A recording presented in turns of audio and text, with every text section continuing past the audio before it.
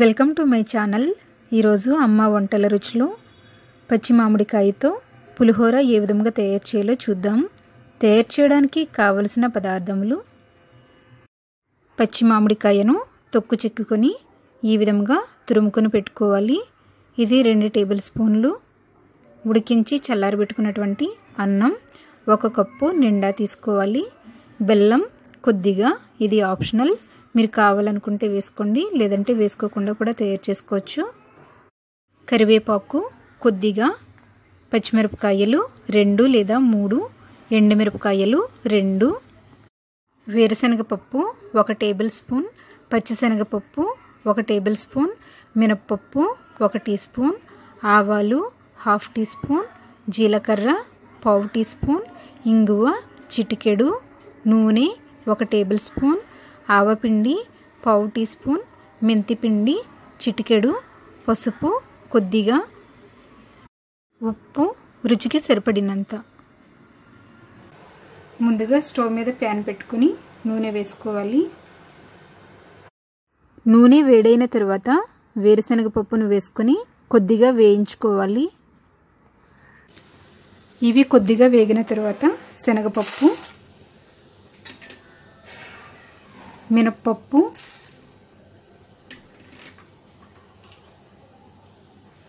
ఆవాలు,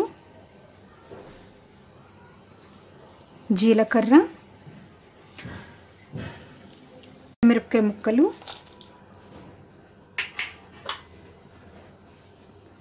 వేసి వేయించుకోవాలి. ఇవి వేగిన తర్వాత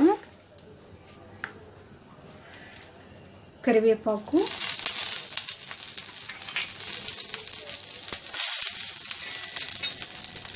పచ్చిమిరపకాయ ముక్కలు,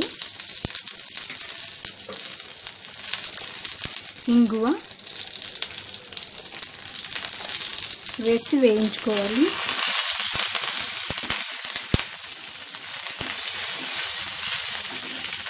పసుపు,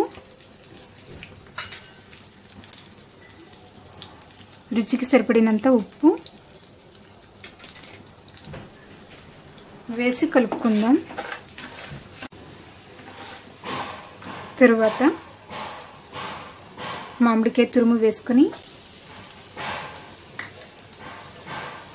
2 నిమిషాలు కలుపుతూ వేయించుకోవాలి.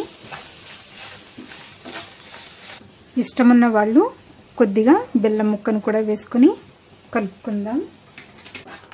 ఇది అంతా బాగా కలుపుకున్న తర్వాత స్టవ్ ఆఫ్ చేసుకొని కొంచెం చల్లారనివ్వాలి.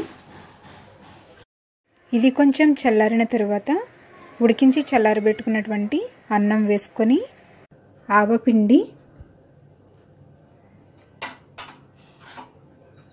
మెంతిపిండి వేసి ఇది అంతా బాగా కలుపుకోవాలి.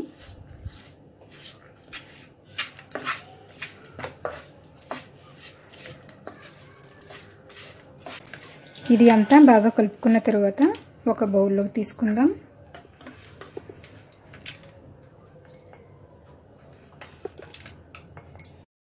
పచ్చి మామిడికాయతో రుచికరమైన పులిహోర రెడీ అయ్యింది. మీరు కూడా మీ ఇంట్లో తయారు చేసుకుని ఫీడ్బ్యాక్ పంపించండి. ఈ వీడియో మీకు నచ్చినట్లయితే లైక్ చేయండి, షేర్ చేయండి. మరిన్ని వంటల కోసం నా ఛానల్ని సబ్స్క్రైబ్ చేసుకోండి. Thank you for watching.